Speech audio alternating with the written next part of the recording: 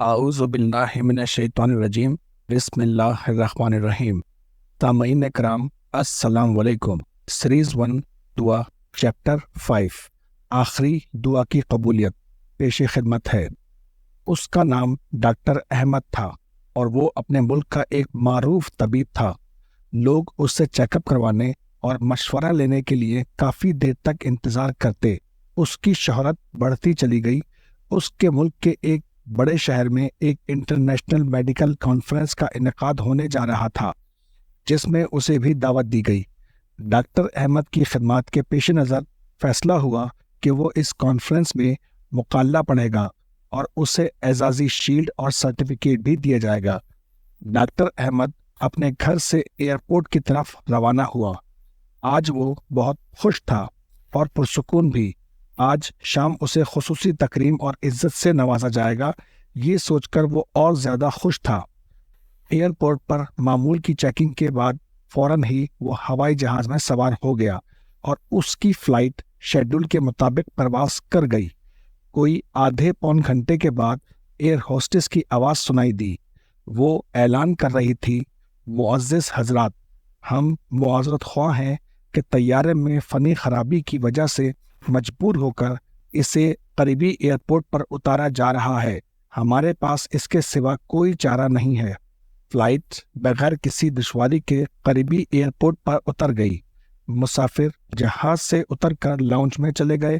Doctor Ahmad بھی دیگر مسافروں کے ساتھ طیارے کے درست ہونے کا انتظار کرنے لگے۔ تھوڑی دیر بعد ایئرپورٹ اتھارٹی نے اعلان کیا کہ خرابی درست ہونے کا کوئی امکان نہیں، مسافروں کو متبادل طیارہ آنے کا انتظار کرنا ہوگا۔ نیا طیارہ کب آئے گا کسی کو علم نہ تھا۔ پھر کچھ دیر بعد اعلان ہوا کہ متبادل طیارہ کل ہی آ سکتا ہے۔ ہم اس زحمت کے لیے معذرت خواہ ہیں۔ ڈاکٹر احمد کے لیے یہ اعلان نہایت تکلیف دہ اور چونکا دینے والا تھا۔ آج رات تو اس کی زندگی کی بہت اہم رات تھی۔ وہ کتنے ہفتوں سے اس کا منتظر تھا۔ اس کی تکریم ہونے والی تھی۔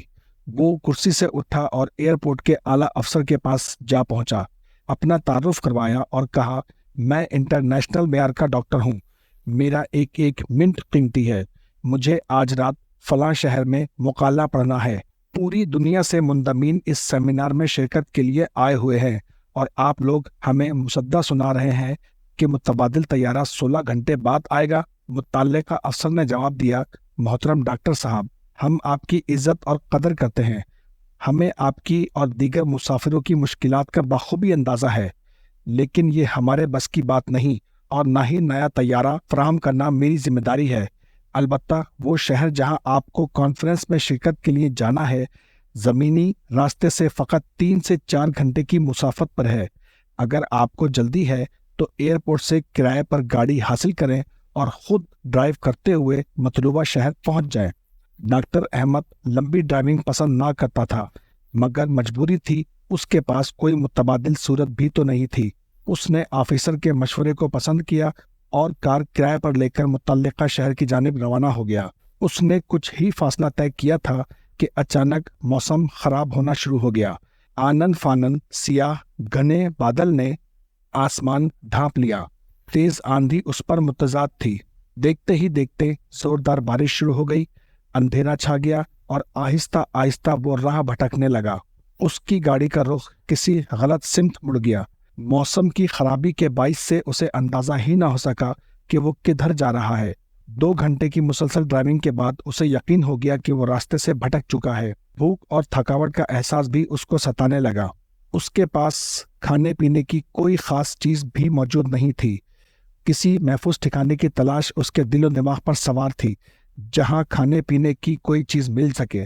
وقت تیزی سے گزرتا چلا گیا اور رات کا اندھیرا پھیلنا شروع ہو گیا۔ وہ ایک چھوٹے سے گاؤں کے پاس سے گزرا اور غیر شعوری طور پر اپنی گاڑی ایک معمولی سے گھر کے سامنے روک دی۔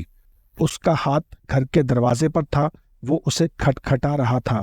اندر سے ایک بوڑھی عورت کی نحیف و ناتواں آواز اس کے کانوں میں پڑی، جو کہہ رہی تھی، بیٹا جو بھی ہو اندر آ جاؤ، دروازہ کھلا ہے۔ ڈاکٹر احمد گھر میں داخل ہوا تو دیکھا کہ ایک بوڑھی عورت متحرک کرسی پر بیٹھی ہے۔ ڈاکٹر نے کہا، اماں جی، میرے موبائل کی بیٹری ختم ہو چکی ہے، क्या मैं आपका मोबाइल इस्तेमाल कर सकता हूँ? बूढ़ी औरत मुस्कुराकर कहने लगी, बेटे, कौन से फ़ोन की बात कर रहे हो? शायद तुम्हें मालूम नहीं कि तुम कहाँ हो। हमारे यहाँ बिजली है न टेलीफोन। ये तो एक छोटा सा गांव है जहाँ शहरी सहूलतों का कोई तसव्वुर नहीं है। मेरे बेटे, वो सामने मेज़ पर चाय और खाना रखा है। लगता है तुम भूखे हो और प्यासे हो, रास्ता भटक गए हो। तुम पहले खाना खा लो, फिर बात करते हैं। तुम्हारा सफ़र भी खासा तवील है।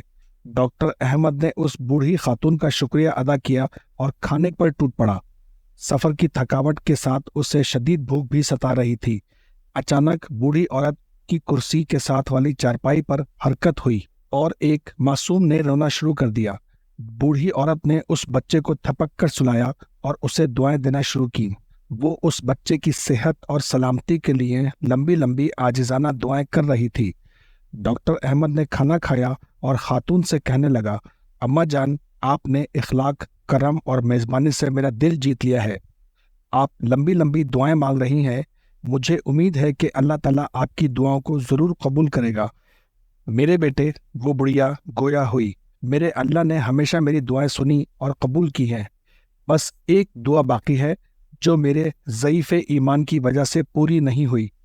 तुम तो मुसाफिर हो, दुआ करो कि वो भी कबूल हो जाए। डॉक्टर अहमद को इश्तियाक पैदा हुआ। कहने लगा, अम्मा जान, वो कौन सी दुआ है जो कबूल नहीं हुई? आप मुझे अपना काम बताएं। मैं आपके बेटे की तरह हूँ। इंशाअल्लाह उसे ज़रूर करूँगा। आपकी ख्वाहिश का पूरा पूरा एहतराम करूँगा। वो कहने लगी, मेरे अजीज़ बेटे, वो दुआ और ख्वाहिश मेरे अपने लिए नहीं बल्कि इस यतीम बच्चे के लिए है जो मेरा पोता है। इसके माँ बाप फौत हो चुके हैं और इसे हड्डियों की एक बीमारी है जिसकी वजह से ये चलने फिरने से माजूर है। मैंने इसके बहुत इलाज करवाए हैं, बड़े बड़े डॉक्टरों के पास लेकर गई हूँ, मगर तमाम उतबा इसके इलाज से आजिज आ गए हैं। लोगों ने मशवरा दिया है कि इस मुल्क में अहमद नाम का एक डॉक्टर है जो इस मर्ज के इलाज का माहिर है। उसकी शोहरत दूर दूर तक है। वो बड़ा माना हुआ सर्जन है, इसका ऑपरेशन कर सकता है, मगर वो तो यहाँ से बहुत दूर रहता है। उस तक पहुँचना कोई आसान काम तो नहीं। तुम मेरी हालत देख रहे हो, मैं उम्र रसीदा हूँ, किसी वक्त भी बुलावा आ सकता है। मुझे ये फिक्र खाई जा रही है कि मेरे बाद इस बच्चे की निगहदाश्त कौन करेगा। इसलिए मैं हर वक्त अल्लाह ताला से दुआ करती हूँ कि वो कोई सबब पैदा कर दे, मैं इस बच्चे को डॉक्टर अहमद के पास ले जाकर इलाज करवा सकूँ। हो सकता है कि इस यतीम बच्चे को डॉक्टर अहमद के हाथों शफा मिल जाए। डॉक्टर अहमद अपने जज्बात पर काबू न रख सका। उसकी आंखें भीग चुकी थीं। रुंधी हुई आवाज में उसने कहा, अम्मा जान, मेरा तैयारा खराब हुआ। फिर खूब तूफान आया, आंधी और बारिश आई। अल्लाह ताला ने मुझे घेर घार कर आपके घर भिजवा दिया। आपकी आखिरी दुआ भी कबूल हो चुकी है। अल्लाह रब्बुल इज़्ज़त ने ऐसे असबाब मुहैया फरमा दिए हैं कि डॉक्टर अहमद खुद चलकर आपके घर आ गया है। अब मैं आपके पोते का अल्लाह ने चाहा तो पूरी मेहनत और तवज्जो से इलाज करूंगा। सामईन कराम, बेकस की पुकार को जबकि वो पुकारे, कौन कबूल करके सख्ती दूर कर देता है और तुम्हें ज़मीन में जानशीन बनाता है। क्या अल्लाह के साथ कोई और माबूद पर हक है? हम लोग बहुत कम नसीहत व इबरत हासिल करते हैं। व अस्सलाम। अल्लाह हाफिज़।